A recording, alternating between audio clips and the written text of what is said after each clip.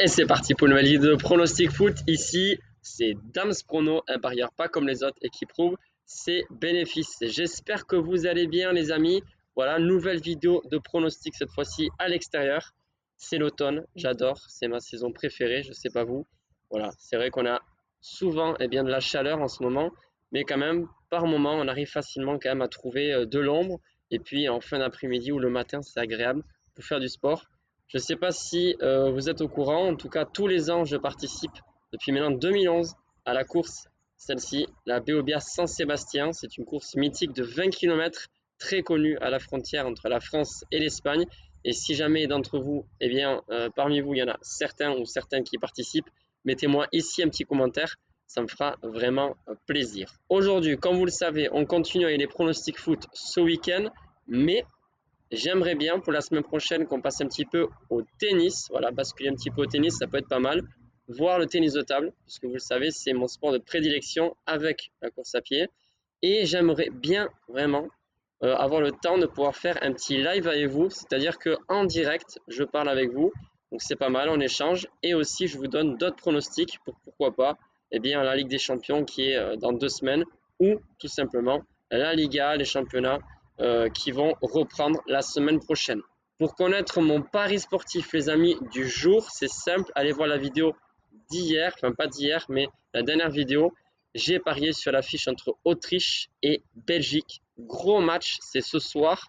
Vraiment, ça va être une belle affiche. Je pense que je vais même plus regarder ce match que Pays-Bas-France. Parce que voilà, Pays-Bas-France, pour moi, je dis pas qu'il n'y a pas de suspense, mais il y a 12 joueurs absents du côté des Pays-Bas. En plus, la France, bon, même qu'elle gagne ou pas, elle sera première de groupe, de toute façon. Il y a de très très grandes chances. D'ailleurs, en parlant de ce match, je ne sais pas si vous avez vu le tacle de Ronald Koeman, incroyable, qui descend tout simplement l'équipe française. La meilleure réponse, de toute façon, pour les Français, c'est sur le terrain. Bref, sur ce match, j'ai pas de pronostic, du moins ici en public. Donc, j'ai choisi une rencontre de la deuxième division espagnole qui m'intéresse déjà depuis une semaine et qu'à mon avis, je vais également parier. Donc ça, c'est pour le samedi 14 octobre.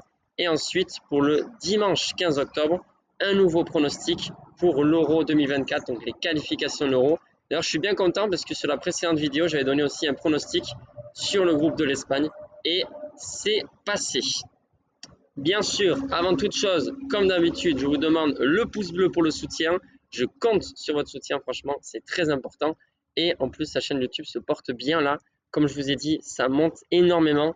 On n'est pas loin des 16 000 abonnés, les amis. Ça fait extrêmement plaisir. Encore merci à tous. Ah oui, j'avais oublié. Petite chose importante pour moi, les amis, je pense que c'est important, comme je dis toujours, de s'intéresser un petit peu dans ce monde à tout ce qui se passe, notamment les choses qui sont très tristes, malheureusement, et qui sont même inhumaines, c'est-à-dire tout ce qui s'est passé en Israël avec des terroristes. Voilà, beaucoup, beaucoup de souffrances, des familles déchirées, notamment des Français aussi qui sont là-bas en Israël. J'espère qu'il y aura des belles choses à venir dans les prochains jours pour ces familles-là. Malheureusement, c'est très compliqué, beaucoup de moyens à mettre en place. En tout cas, voilà, une petite, tout simplement, pensée pour toutes ces familles, tous ces enfants et toutes ces femmes. Bref, on va passer au pronostic. Donc, comme je vous ai dit, pour le samedi 14, on va se concentrer sur une rencontre de la deuxième division espagnole. Ce sera entre Mirandés, 17e, et Tenerife, l'actuel premier du championnat de la deuxième division espagnole. Si on regarde les cotes, effectivement, Tenerife est favori pour une cote de 2,30 plus ou moins, mais 2,30 à l'extérieur. On le sait, ça ne passe pas souvent. La raison pour laquelle ça ne passera pas, à mon avis, c'est que Tenerife a enchaîné les victoires. Ils ont également 0 match nul depuis le début de la saison. Et à mon avis, ça va arriver. Ils vont faire ce match nul. Alors, bien sûr, ça, c'est pas une statistique, c'est plutôt de l'intuition. Mais je pense aussi que Mirandés est capable à domicile de s'accrocher et faire au moins un petit match nul face à cette équipe de Tenerife. Mirandés, je les avais déjà vus jouer aussi contre Eibar, une équipe basque. Et franchement, ça joue plutôt bien, mais ils encaissent facilement des buts. Donc ça, c'est un petit peu le bémol, vraiment. Je me dis, si Tenerife arrive à marquer dans le premier quart d'heure du match, vous le savez, c'est très important, les 20 premières minutes, premier quart d'heure d'un match de football. Si d'ici 15-20 minutes de match, Tenerife a déjà marqué, forcément, ce sera compliqué pour ce pronostic. Mais j'y crois parce que voilà, Enrique Gallego, un super joueur de Tenerife, est bien présent, mais il y a également des arguments du côté de Mirandés, avec le deuxième co-meilleur buteur du championnat, Carlos Martin, qui est présent eh bien, pour l'équipe de Mirandés. Ils ont, c'est vrai, eu de mauvais résultats, on peut le dire, sur les dernières rencontres, mais franchement, je pense que c'est jouable. Donc le pronostic est le suivant, match nul en sec entre Mirandés et l'actuel leader du championnat, Tenerife, pour une cote de 2,88, plus ou moins. Ensuite, les amis, on bascule sur la qualification de l'Euro 2024. Ce pronostic-là se jouera donc le dimanche 15 octobre avec encore une très belle affiche super intéressante. C'est entre la Norvège et l'Espagne pour le groupe A. Alors actuellement, l'Espagne, ils sont deuxième, mais comme je l'ai dit sur la précédente vidéo, c'est parce qu'ils ont un match en moins que les autres. Maintenant, même la Norvège qui a 10 points et l'Espagne 12, eh bien la Norvège compte un match en plus que l'Espagne. Donc forcément, eh bien ça y joue. D'ailleurs, sur cette rencontre, si la Norvège perd, pour moi c'est fini. Ils ont quasiment aucune chance eh bien, de se qualifier. Non seulement parce que l'Espagne aura déjà la distance avec 5 points d'écart, mais en plus un match en moins.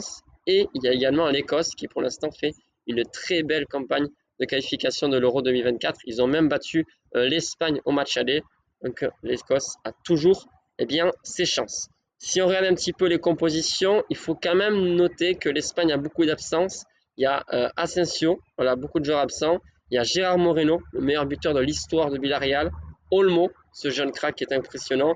Azpilicueta, lui, je pense qu'il va vraiment manquer pour cette équipe d'Espagne parce que c'est un patron en défense, beaucoup d'expérience et il sait gérer des situations assez difficiles. Il y a également Pino et d'autres joueurs comme Yamel qui est vraiment très important et qui peut très bien apporter du soutien offensif. Bref, malgré tout ça, l'équipe d'Espagne sera quand même assez compétitive. Il y a également Morata qui n'arrête pas de marquer et qui a encore marqué face à l'Écosse. Et à mon avis, il va peut-être, à mon avis, planter.